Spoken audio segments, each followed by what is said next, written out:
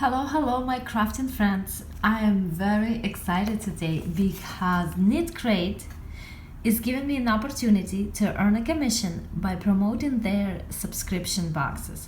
And they sent me this one to try. So let's take a look what I have here. Oh, what a beautiful color. The lighting in my room doesn't do the justice to this deep blue color. Let's see. This yarn is 40% superwash merino, 30% silk, and 30% alpaca. Wow, this feels so luxurious. So I have two skeins here. Each is 150 yards. So I have 300 yards in total. And I am so tempted to make a scarf. Let's see what else is here.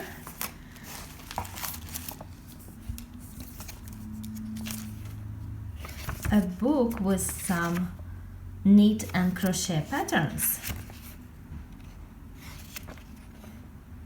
Oh, how nice. Oh, and there are some tea pouches as well. Oh, how lovely. I think I'll brew myself a cup of tea right now. I will post a link to the Knitcrate website in the description box below. And if you use the coupon code Olga20, you can get a 20% discount.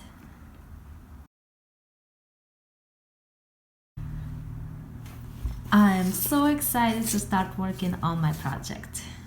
And here is my tea. What can be better than a cup of tea and crocheting on a beautiful, cozy, rainy day? Because I only have 300 yards of yarn, I need a stitch that would be light and airy, a stitch that would not take a lot of yarn. So puff stitches are definitely out of question. I will also be using a large size hook, size I, 5.5 millimeters. The multiple for this stitch is 5, and for my scarf I start with 40 chains. 1, 2, 3, 4, 5. Here I have 40 chains and I'm ready to start my first row.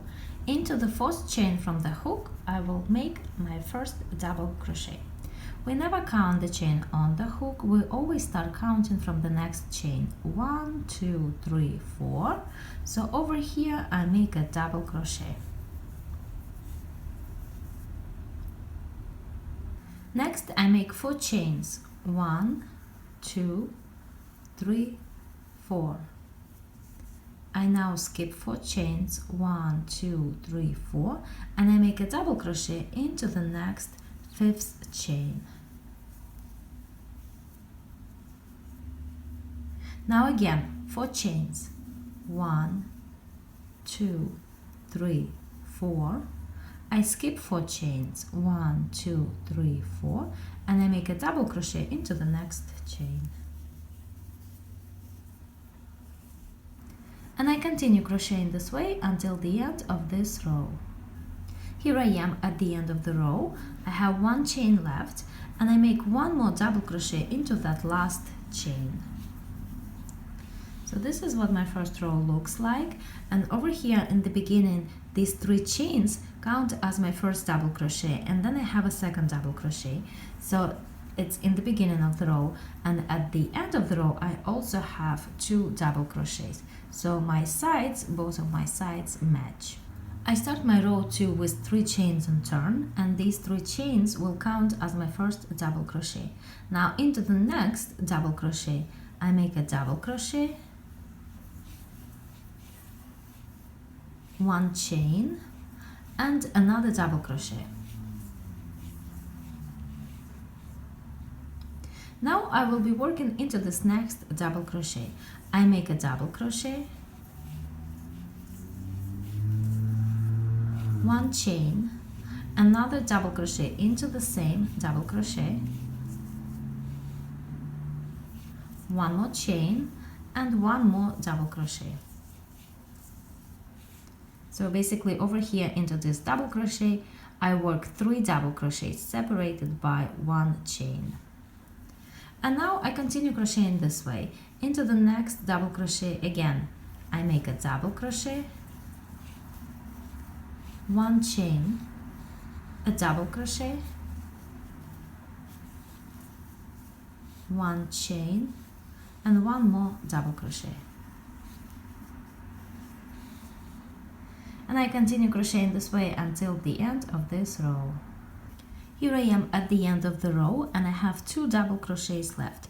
So into the next double crochet I make a double crochet, chain 1, and another double crochet.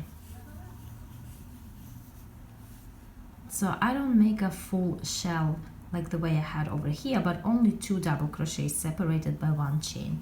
And then I end with a double crochet into the last double crochet, which is actually my turn and chain, but remember that we count turn and chains as double crochets. And this is what my second row looks like. I start row 3 with chain 3 and turn, and these 3 chains will count as my first double crochet, and then into the next double crochet I make a double crochet. Next I make 4 chains, 1, 2, 3, 4, and I will skip next 2 double crochets, so over here and here, 1, 2, and into the next double crochet, which is the middle double crochet of this group of 3 double crochets, I make a double crochet. Now again 4 chains, 1, 2, 3, 4, I skip 2 double crochets, 1, 2, and I make a double crochet into the next double crochet. And I continue crocheting this way until the end of this row.